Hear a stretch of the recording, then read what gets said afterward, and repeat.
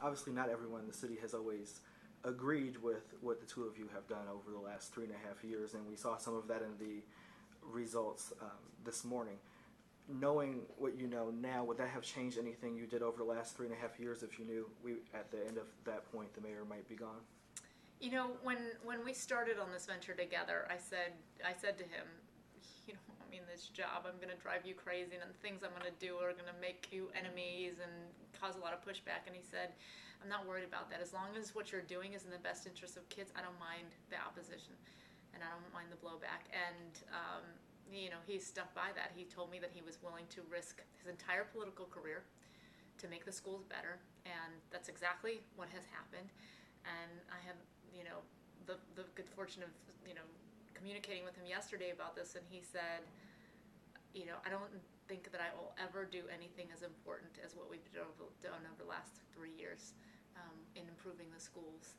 And, I have no regrets. And that just, was touching for me to know that from his vantage point, even, knowing that in many ways that this cost him this reelection, that he looked back on this and said, no regrets. We did the right thing for kids. And I think that's an extraordinary testament to his leadership.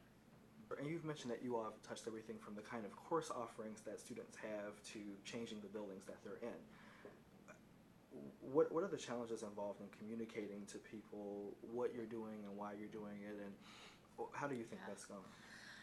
It's a huge challenge because one of the mistakes that we made early on, I sort of thought, okay, well, if we put our heads down and we just do the work, after 2 years we'll have great results and then everybody will be happy. And it was very naive of me to think that at the time.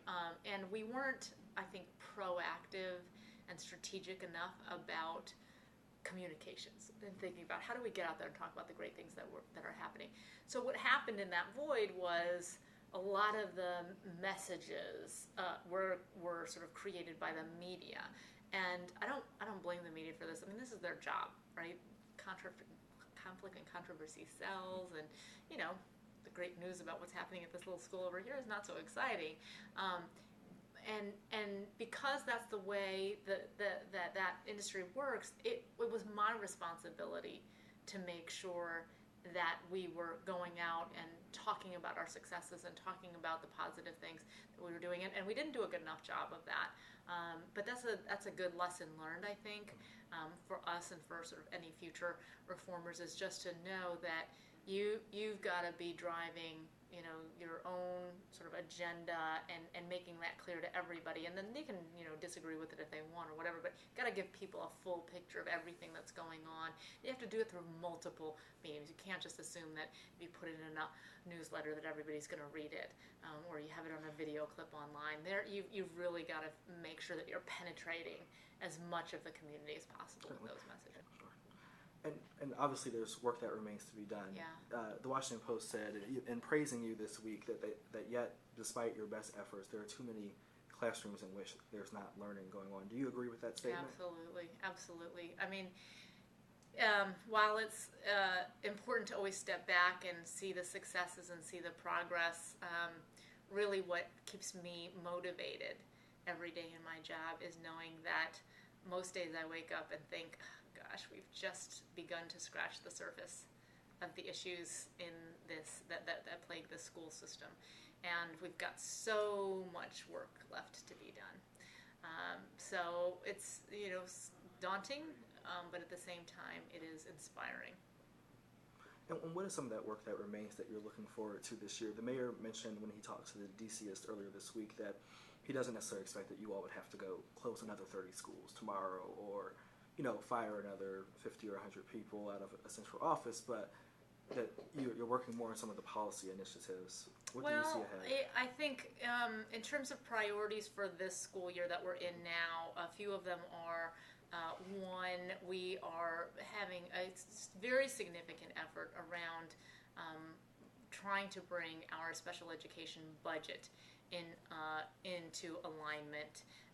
Sending far fewer kids out to non-public placements and using those dollars to push back into the schools. So that's one piece. that we are going to prioritize for this year. Another is the continued implementation of the teaching and learning framework and the second iteration of IMPACT, which is our teacher evaluation system. And this becomes incredibly important this year because last year 737 educators were rated as minimally effective, which means that they had a step hold on their pay, and that at the end of this school year, if they have not improved, that they will be subject to termination. So that really requires us to ensure that we're putting lots of supports and resources in place to make sure that teachers who are not performing at the levels that they should be can improve their practice. So that will be another focus of ours. And then I'd say last is really around our school portfolio on both sides of the equation. On one, with some of our failing schools, really making sure that we have aggressive plans in place to turn those schools around in very short order. And on the other side of the spectrum, making sure that some of our more successful schools are really working diligently on differentiation of instruction for more advanced kids, and implementing compelling programs that families feel are on par with the charter and private schools in the city. How do you change people's minds about the District of Columbia Public Schools? It's had a certain reputation for 30, 35 years. How do you convince people that what you're doing is making a difference? I think it's just about producing the results, and I think that we've done that. Not to the degree that says that we're at the at the end game, but I think by leading the pack in terms of the growth on our NAEP scores in 2009 to the announcement that was made yesterday that our gains that the kids made on the SAT were larger than I think almost any other jurisdiction. I mean, those are the sorts of things that I think the district was known for on the opposite end, in the past, that DC was sort of at the bottom, and now we're not at the top in terms of performance level, but that we're at the top in terms of growth. And I think that makes people sit up and take notice that we're heading on a very different trajectory than we were before. Do you think the election results in any way reflects the appetite for reform of schools in the city? I definitely think that that is the case, and you gotta respect the electorate. You gotta respect the sort of voting public, and I think that what a lot of people were thinking was that it was, too much or too fast or something like that. But I think that we can, rest soundly at night knowing that we really believed that sense of urgency was necessary, that we didn't want to wait another day knowing that another DC child was not getting the education they deserved. And so it was only the best intentions that we had in terms of the pace of reform, because we really, I have a hard time looking any child or any parent in the face and saying, you're